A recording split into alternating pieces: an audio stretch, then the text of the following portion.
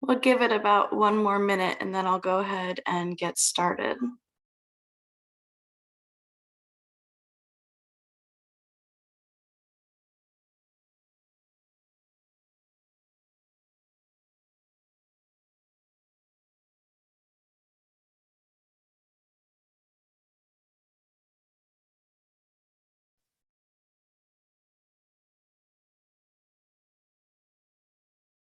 All right, folks, so you're all very welcome this morning to this pre-summit session. Just a reminder from IASIS and Student Affairs Ireland that the first virtual session for virtual participants will be at 12 p.m. today. And again, you just join the exact same way in Zoom events. Any issues, if you contact help-global summit at saireland.ie. I'm very privileged to be able to announce our first speaker of the summit as Dr. Mindy Ammacrow. So I'm going to hand over to Mindy, and folks, enjoy the summit. Thanks very much. Thank you so much, Ronan. Thank you for all your help. So good morning. My name is Mindy Andino. I am a professor at Bloomsburg University of Pennsylvania. Specifically, I teach in a graduate preparation program for college student affairs. And in addition to that, I have the pleasure of serving as the research director for IASIS, and formerly I served with the ACPA Global Dimensions. So I'm happy to see some of my former colleagues on this call and current colleagues, so welcome everyone. First of all, I'm very informal, so this is really an opportunity for us to connect. If you would like to be present, turn your camera on, you're more than welcome to.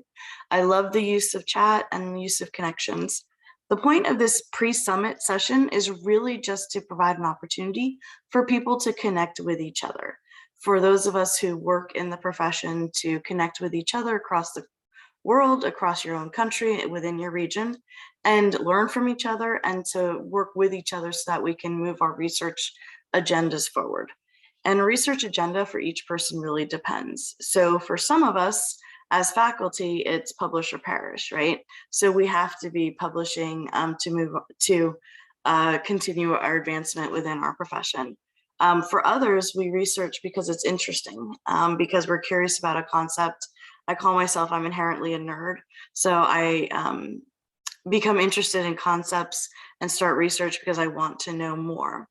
So as you're coming in this morning, my request is if you could please go to the chat and introduce yourself, talk a little bit about maybe what you do at your university, and if you have any interest in research, or if you specifically have any questions that you would like me to cover. This morning, I'm going to talk a little bit about what research opportunities IASIS has, and then I'd like to provide an opportunity for everyone here to really connect with each other, to talk, to chat, and at the end, I have a quick Google form, which will provide you the opportunity of giving me your information so I can connect all of us, either in a Google chat or a Google, a listserv. Google, we'll figure out the best forum. Tech is not my strength, but that'll give us an opportunity for all of us to connect and to really continue the conversation after today. Beginning, I would like to share with all of you a little bit about what IASIS has available so that you can see what we have that we're working. And in the chat, I am going to place, there we go. I am going to place a link directly to our website. I'm also going to share my screen so you can see where I am when we're talking about this.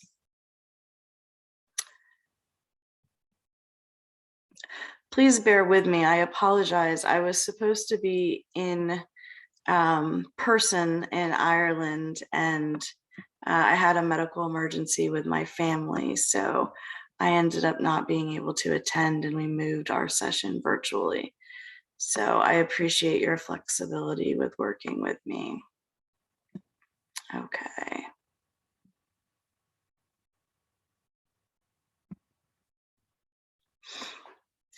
Here on my screen, I have the IASIS website. And so many of you are probably, excuse me, familiar with our homepage. If you go down to first, we have a research mentoring pilot project. And basically the concept behind this is that it's an opportunity for you to further your research, increase opportunities for networking, collaborate, etc. And there's an opportunity for you to fill out a mentor application or a mentee application. So I gave you that link if it's something you're interested in. For example, say that you are a seasoned professional, but you've never done research. You've always wanted to, you're kind of curious, but you're not really sure, and you would love to work with somebody who's been doing research for years. You could fill out a mentee application, or maybe you're a newer professional and you're curious. And if you're somebody who's been in the profession for quite a few years, have been published extensively, you're like, I would love to work with somebody. Say we wanted to pair somebody from the University of West Indies with somebody from the Philippines. That would be an amazing connection, because I would argue that probably a lot of the issues and situations that we face are similar across the world. They might not look specifically the same, but there's probably a lot of the same underlying issues, causes, and concerns. So this would be an opportunity for two different colleagues to work together. So this is one way that you can do it. This is a pilot project. We want to see how it goes and if it's beneficial and if people participate. So you'd be able to, the information is all right here. In addition, we have a log, research and publications. Can I get a thumbs up? Did my screen change to research and publications page? Yeah, okay, thanks, Amanda. Okay, so for this, you can see this is some of the opportunities that we have available through IASIS. This includes being able to collect and disseminate information regarding various publication outlets around the world. If you look under the Research and Publications tab on our homepage, you'll see that we have different publications that are out there. So if you go to Research Publications, you can see some of the different research that we've been involved with and publications that we've been involved with as a unit. In addition, we want to provide the opportunity for different people to connect. So there's a lot of different information on our website that I wanted to point out with you before we get further talking about research. So the other thing that I'm going to share with you, let me stop sharing. The other thing that I'm going to share with you is the Google form that I referenced originally. So if you're someone who is kind of curious, wanted to know more, I'm just going to put this in the chat now so that you have the link. You can feel free to fill it out now, fill it out later, fill it out at the end of the summit once you listen to some of the concepts and points that we're talking about. I see that we have people from Limerick. We have colleagues from Philippines. Who else do we have here? Another Philippines, excellent representation from Philippines this morning. Did everyone get a chance to put their information in the chat?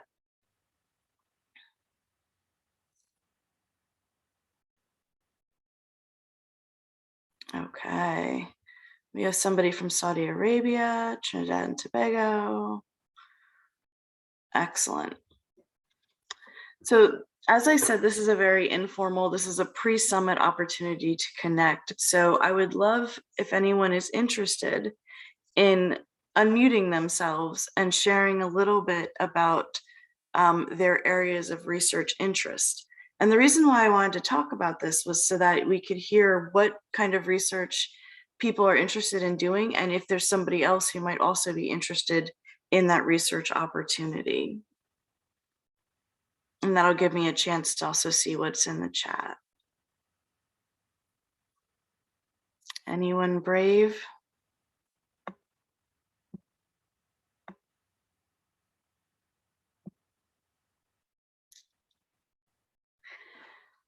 So I'll go first.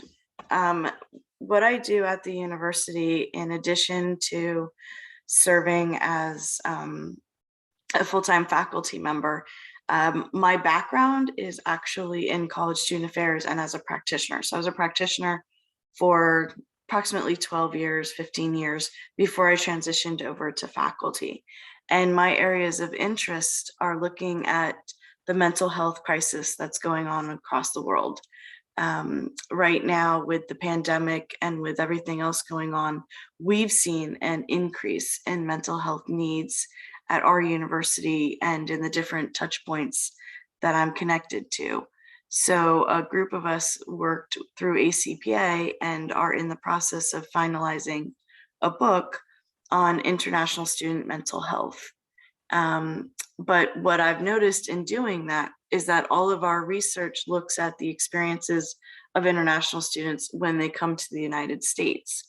And phase 2 that I'm interested in exploring is the mental health experiences of students within their home country, to see if you're seeing the same issues or situations pop up in student affairs and best practices of how we support our students depending on the cultural norms of our country.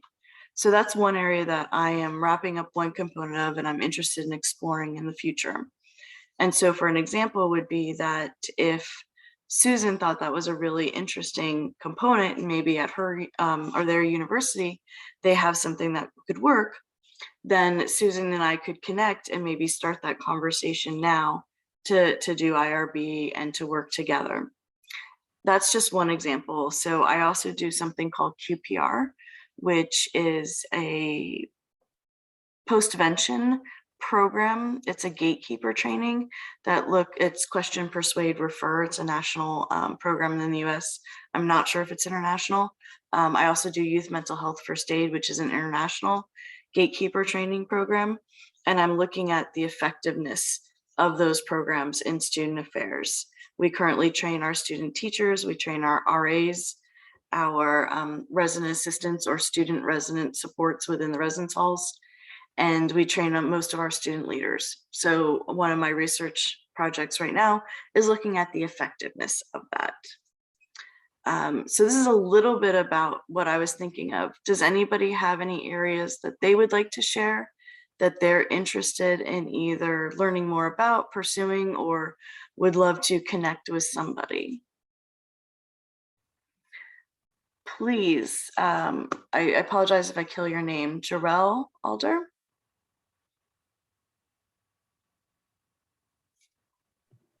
Are you able to? Yes, hi, Mindy. Are you hearing me? Good morning or good afternoon, wherever you morning. are in the world. It's morning in the Caribbean. Good morning to everybody. And I see some of my colleagues on here as well. So Mindy, at this particular time, I am interested in researching student experience management strategies and techniques. I want to look particularly at the role of design and design thinking in crafting a student experience and using it as a strategy for student experience management. When we look at design, there are so many different layers to it. When we look at the customer experience, there are also so many different layers to it.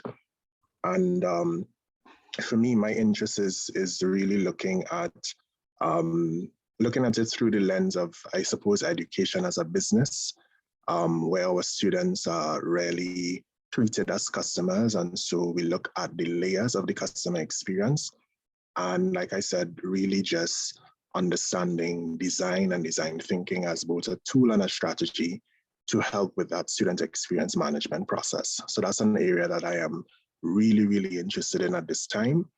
I do have training in the discipline that is design thinking, but the concept of student experience management, at least on our side of the world, is something that I am beginning to, I would say, new ground, at least in my own capacity, new ground exploring. So that's my area of interest, and I look forward to really just exploring some new concepts and perhaps just getting some new ideas so that we could plot strategy going forward from this forum. So thank you.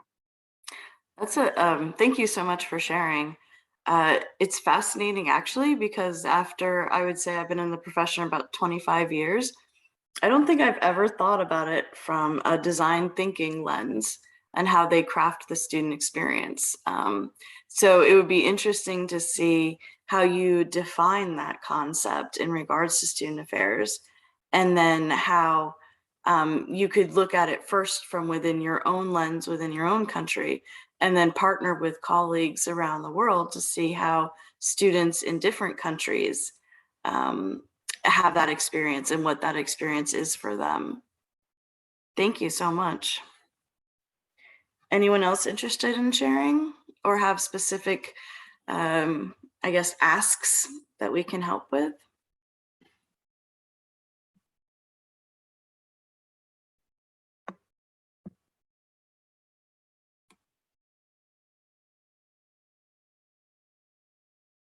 Go ahead, Cheryl.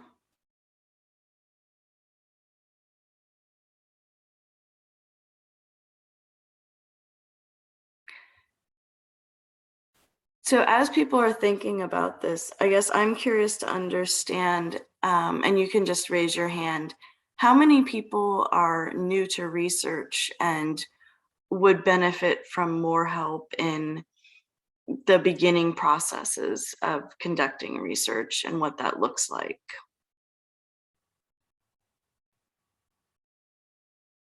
Okay. So part of this is working together as a profession to move our profession forward, but also to help each other. So if there's any specific questions or concepts that you would like, I think it would be great for us to hear from you, if you feel comfortable, of course. Go ahead, Amanda.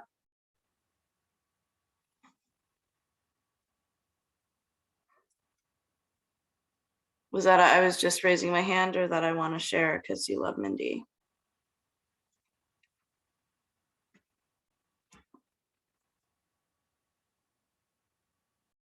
Okay.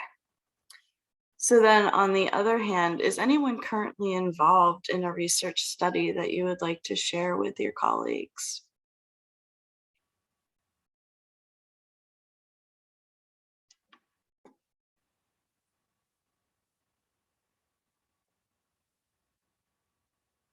Ah, okay, Amanda, let me see what I can do.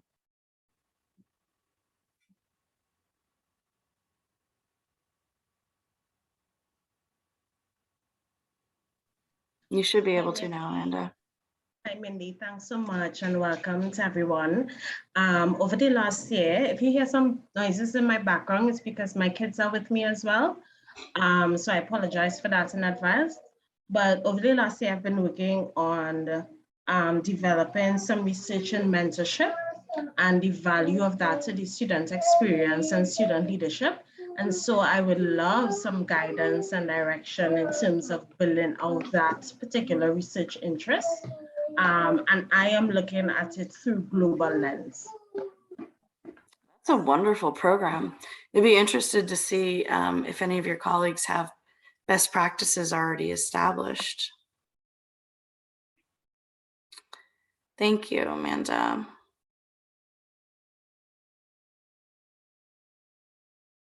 So in addition, I see we have some of our colleagues from different parts of the world.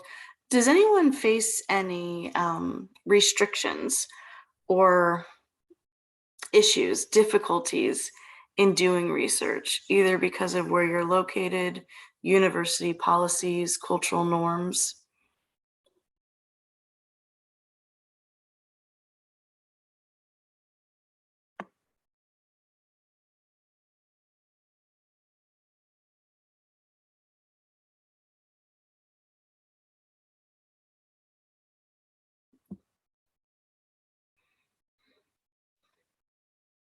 I see that Homer is also interested in mental health and student engagement.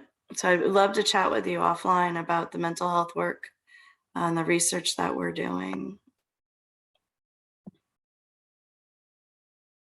I'm just going through the chat to see what opportunities are there and what people are interested in.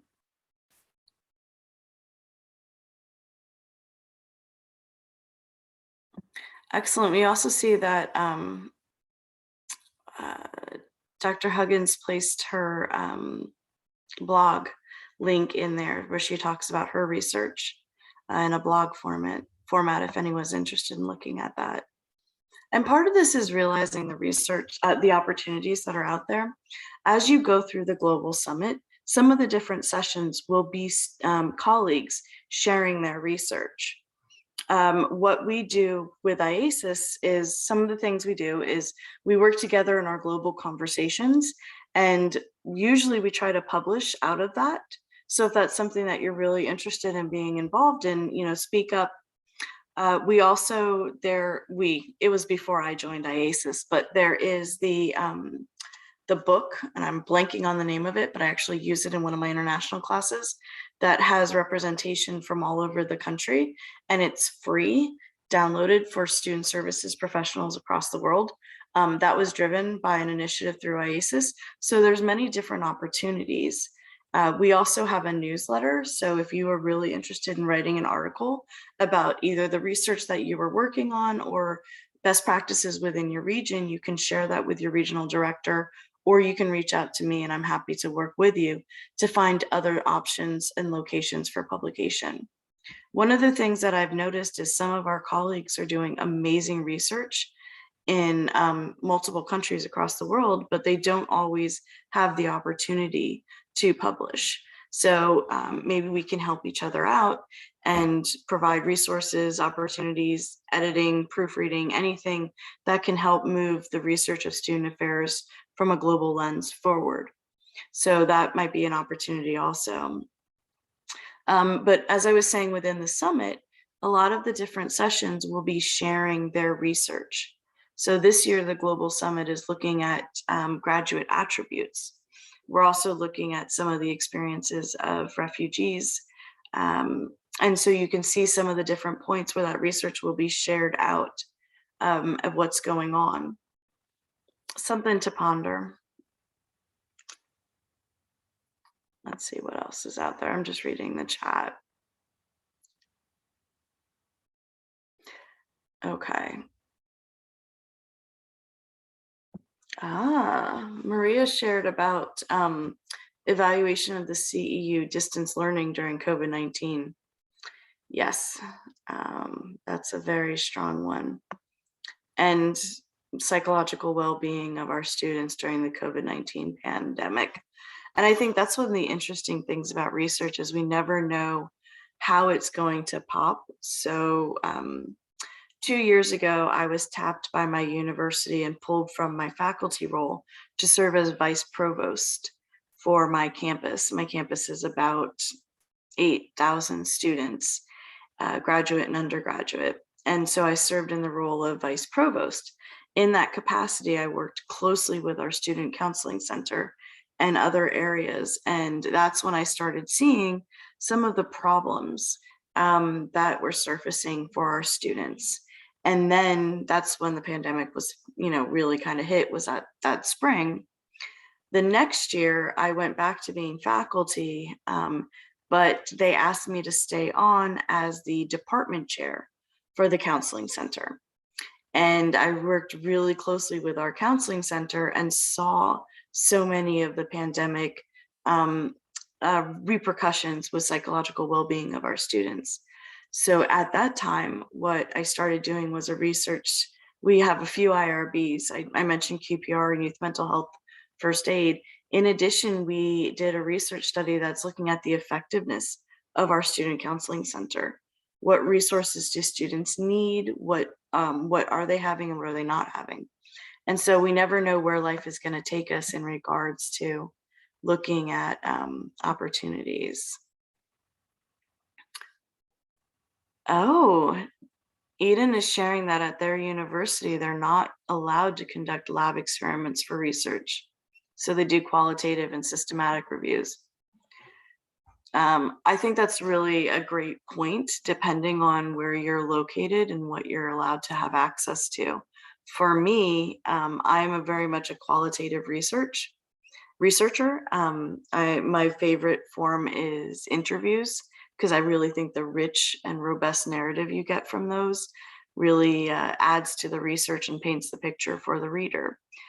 And what I found is sometimes, depending on the publication or the profession, they really appreciate a quantitative lens. So the math and the numbers, the percentages.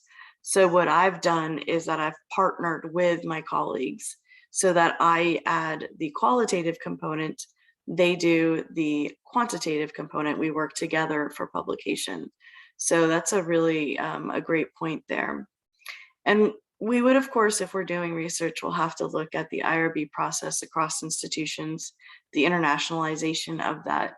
But I think that's one of the joys that IASIS can support is we have enough people with experience in different regions to help guide that process and work together. Okay. Is there anything else that people would like to talk about? Because I'm conscious that we are at the end of our time. And I really just wanted this to be an opportunity for people to connect. So I ask that if you'd like to continue the conversation, to fill out the Google form.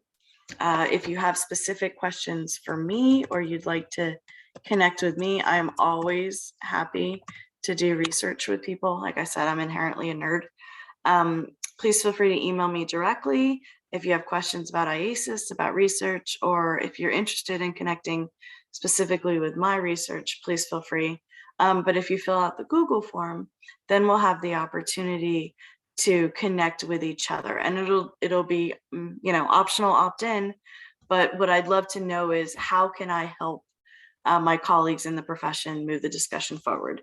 If it's sending out information on fellowships, if it's sending out information on publication opportunities, if it's doing some training in grant writing, anything that you can benefit from, please let me know, because we're really starting to get this off the ground to support each other.